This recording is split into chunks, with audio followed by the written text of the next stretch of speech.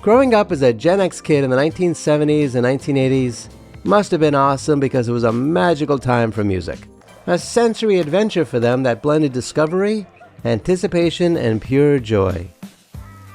For those born roughly between 1965 and 1980, music wasn't just background noise, it was a tactile, communal, and deeply personal experience. The journey often began with the radio, the heartbeat of music culture.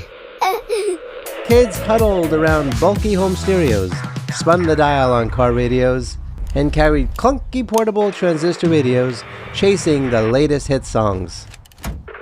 AM radio crackled with top 40 hits, while FM stations delivered deeper cuts from Pink Floyd, Led Zeppelin, Queen, the Eagles, Elton John, John Denver, and more. Turning the dial was a treasure hunt. Static would fade, and subtly, David Bowie's Heroes with the Eagles' Hotel California would burst through. The thrill of catching a favorite song before it ended was unmatched, often prompting kids to call DJs to request the same song again. Radio was free, unpredictable, and a shared experience, uniting kids across neighborhoods as they tuned in at the same moment. Once hooked on a song, the quest led to record stores, the holy grails of Gen X youth.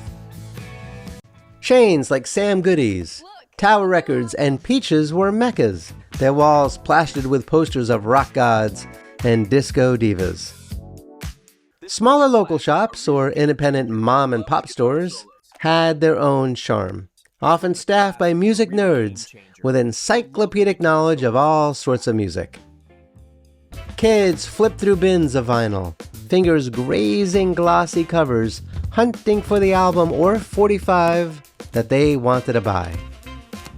Finding a copy of the Rolling Stones' latest album felt like striking gold. If Sam Goody's didn't have it, you'd trek on over to Tower Records or even a department store like Kmart, which stocked records alongside their bell-bottoms. The hunt for the album you wanted to buy could take days, building anticipation as you saved pocket money or begged your parents for a ride to another store. Albums back then cost about $5, maybe $7, and 45s, they were about $1, sometimes $2, depending on the store and if it was a single or a double album. For a Gen X kid, this was no small sum when the federal minimum wage was $2.10 in 1975, rising to $2.90 by 1979. Money came from allowances, odd jobs like mowing lawns, babysitting, or paper routes, or pooling cash with siblings. Some kids raided their piggy banks or traded comics to afford that coveted copy of Rumors or the soundtrack to Saturday Night Fever. Getting home with the prize was just the start of the ritual. You'd start by tearing off the plastic seal, the crinkle of cellophane, a prelude to the magic awaiting you inside. Dipping the album cover, the vinyl slid out, nestled in its paper sleeve, sometimes scented with that distinct new record smell.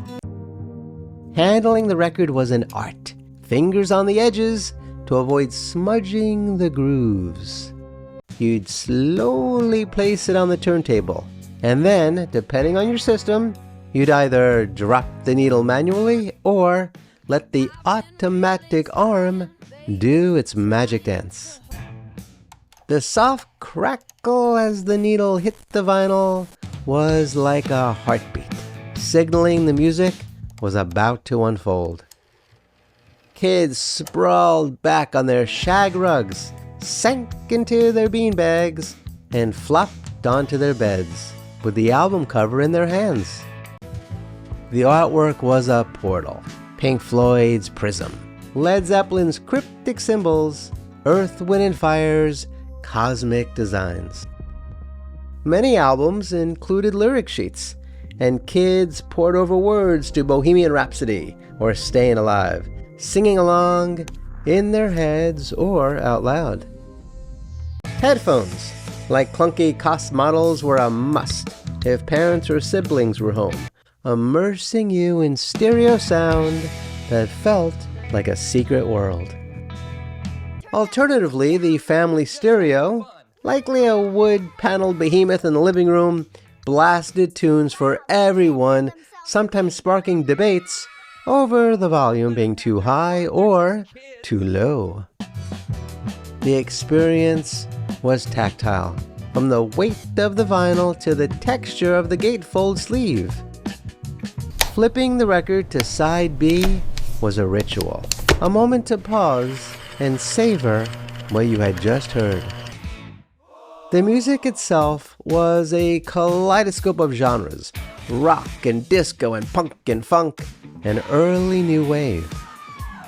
Bands like The Who, Aerosmith, and Blondie shared airwaves with Marvin Gaye, Chic, and the Ramones. And let's not forget Meatloaf.